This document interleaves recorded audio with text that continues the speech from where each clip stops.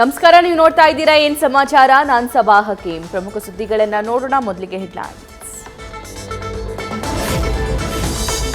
Hassan case ಗಂಭೀರವಾಗಿ ಪರಿಗಣಿಸಿದ ಸರ್ಕಾರ, ಪ್ರಕರಣದಲ್ಲಿ ವಿಶೇಷ ಪ್ರಾಸಿಕ್ಯೂಟರ್ ನೇಮಕ, ರಾಜ್ಯ ಸರ್ಕಾರದ ಪರ ಹಾಜರಾಗಲಿದ್ದಾರೆ ಬಿಎನ್ ಜಗದೀಶ್.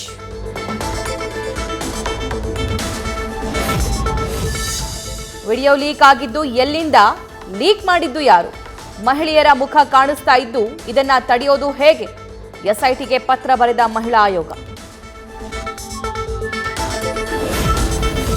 ಅಪ್ರಾಪ್ತಿಯರನ್ನ ಬಳಸಿಕೊಂಡಿರುವ ಬಗ್ಗೆ ಅನುಮಾನ, ಕೇಸ್ನಲ್ಲಿ ಮಕ್ಕಳ ಹಕ್ಕುಗಳ ರಕ್ಷಣಾ ಆಯೋಗ ಎಂಟ್ರಿ.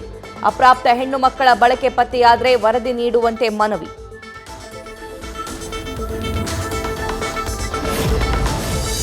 ಇದೊಂದು ಅನಾಗರಿಕತೆ, ಅನ್ಯಾಯ. ಹೆಣ್ಣು ಮಕ್ಕಳನ್ನ ದುರ್ಬಳಕೆ ಮಾಡಿಕೊಳ್ಳೋದು ಅಕ್ಷಮ್ಯ. ಪ್ರಜ್ವಲ್ ರೇವಣ್ಣನ ಪ್ರಕರಣದ ನಿರ್ದೇಶಕ ಎಸ್ ನಾರಾಯಣ ಹೇಳಿಕೆ.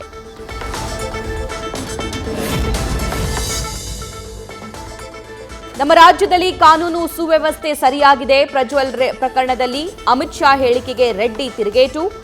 ಮಣಿಪುರದಲ್ಲಿ ಮಹಿಳೆಯರಿಗೆ ಆದ ಅನ್ಯಾಯದ ಬಗ್ಗೆ ಪ್ರಶ್ನೆ.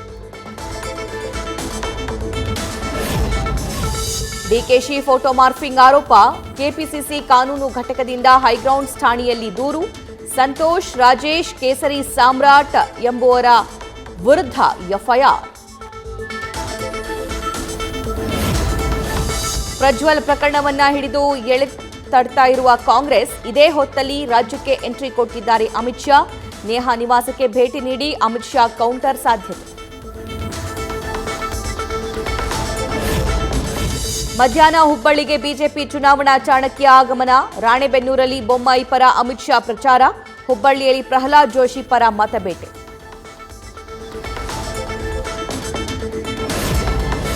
ನೇಹಾ ಸಾವಿಗೆ ನ್ಯಾಯ ಸಿಗುತ್ತೆ ಅನ್ನೋ ನಂಬಿಕೆ ಇಲ್ಲ. ಸಿಐಡಿ ತನಿಖೆಯ ಮೇಲೆ ಅನುಮಾನ. ಹುಬ್ಬಳ್ಳಿಯಲ್ಲಿ ವಿಪಕ್ಷ ನಾಯಕ ಆರ್ ಅಶೋಕ್ ವಾಗ್ದಾಳಿ.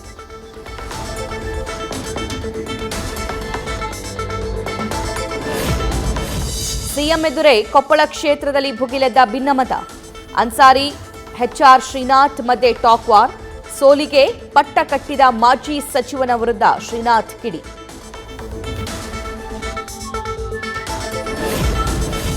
ನೂರಕ್ಕೆ ನೂರರಷ್ಟು 25ರಿಂದ 26 ಕ್ಷೇತ್ರಗಳಲ್ಲಿ ಗೆಲುವು. ಶಿವಮೊಗ್ಗದಲ್ಲಿ ರಾಘವೇಂದ್ರ 2.5 ಲಕ್ಷದಿಂದ ಜಯ ಖಚಿತ. ಮಾಜಿ ಸಿಎಂ ಬಿಎಸ್ವೈ ಭವಿಷ್ಯ.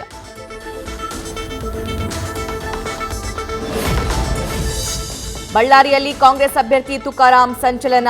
ಕಾಲಿಗ ಚಕ್ರ ಕಟ್ಟಿಕೊಂಡು ಕ್ಷೇತ್ರದಲ್ಲಿ ಅಬ್ಬರದ ಪ್ರಚಾರ. ಹೊಸಪೇಟೆಯ ಹಲವು ಕಡೆ ತುಕಾರಾಂ ಮತ ಶಿಕಾರಿ. ರಾಯಚೂರಲ್ಲಿ ಮತಯಾಚನೆ ವೇಳೆ ಕೈ ಕಮಲ ಮಧ್ಯೆ ಕಿರಿಕ್. ಸಚಿವ ಬೋಸರಾಜ್ ನಿವಾಸದ ಎದುರು ಕಾರ್ಯಕರ್ತರ ವಾಗ್ವಾದ. ಪೊಲೀಸರ ಮಧ್ಯಸ್ಥಿಕೆಯಿಂದ ಪರಿಸ್ಥಿತಿ ನಿಯಂತ್ರಣ. ದಶಕಗಳಿಂದ ಮೂಲ ಸೌಕರ್ಯದಿಂದ ವಂಚಿತರಾದ ಜನ. ಧಾರವಾಡದ ಅಣ್ಣಿಗೇರಿ ಆದಿವಾಸಿ ಸಮುದಾಯ ಚುನಾವಣೆ ಬಹಿಷ್ಕಾರಕ್ಕೆ ನಿರ್ಧಾರ. ಶಾಶ್ವತ ಸೂರು ಕಲ್ಪಿಸಿಕೊಟ್ಟರೆ ಮಾತ್ರ ಮತ. ಭೀಕರ ಬರಗಾಲದ ಮಧ್ಯೆಯೂ ನೀರಿಗಾಗಿ ತಮಿಳುನಾಡು ಪಟ್ಟು. ಮತ್ತೆ 2.5 ಟಿಎಂಸಿ ನೀರು ಹರಿಸುವಂತೆ ಆಗ್ರಹ. ಮೇ 16ಕ್ಕೆ ಮತ್ತೊಂದು ಸುತ್ತಿನ ಸಭೆಗೆ ಸಮಿತಿ ತೀರ್ಮಾನ. 2 ಹಂತಗಳ ಎಲೆಕ್ಷನ್ನಲ್ಲಿ 8.85% ಮತ ಏರಿಕೆ. ಅಚ್ಚರಿಗೆ ಕಾರಣವಾದ ಆಯೋಗ ಪ್ರಕಟಿಸಿದ ಮತ ಪ್ರಮಾಣ. ಅಂಕಿಅಂಶ ಬಿಡುಗಡೆಗೆ ಯಾಕಿಷ್ಟು ವಿಳಂಬ ಎಂಬ ಪ್ರಶ್ನೆ.